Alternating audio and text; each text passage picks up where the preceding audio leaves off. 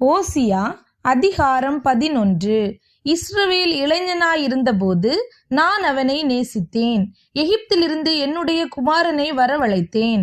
அவர்கள் தங்களை அழைக்கிறவர்களின் முகத்துக்கு விலகி போய் விட்டார்கள்.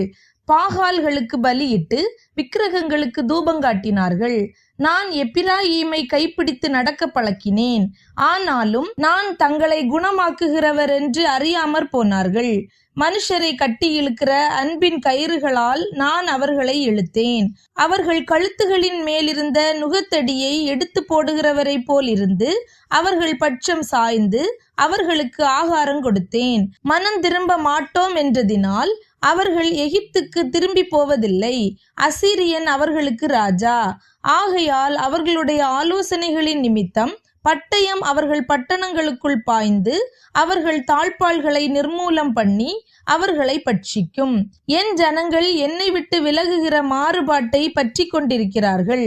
அவர்களை உன்னதமானவரிடத்தில் வரவழைத்தாலும் ஒருவனும் எழும்புகிறதில்லை. எப்பிராயீமே, நான் உன்னை எப்படி கைவிடுவேன்? இஸ்ரவேலே, நான் உன்னை எப்படி ஒப்பு கொடுப்பேன்? நான் உன்னை எப்படி அத்மாவை போல் ஆக்குவேன்? உன்னை எப்படி செபோயீமை போல வைப்பேன்? என் இருதயம் எனக்குள் குழம்புகிறது. என் பரிதாபங்கள் ஏகமாய் பொங்குகிறது. என் உக்கிர கோபத்தின்படியே செய்ய மாட்டேன். எப்பிராயீமை அழிக்கும்படி திரும்ப மாட்டேன். ஏனென்றால் நான் மனுஷனல்ல, தேவனாயிருக்கிறேன்.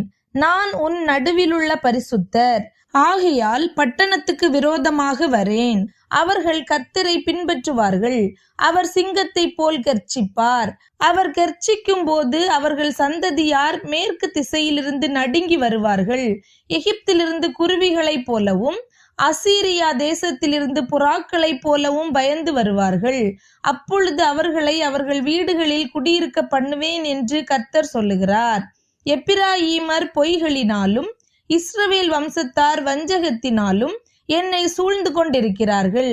யூதாவோவெனில் இன்னும் தேவனோடே அரசாண்டு பரிசுத்தவான்களோடே உண்மையாயிருக்கிறான்.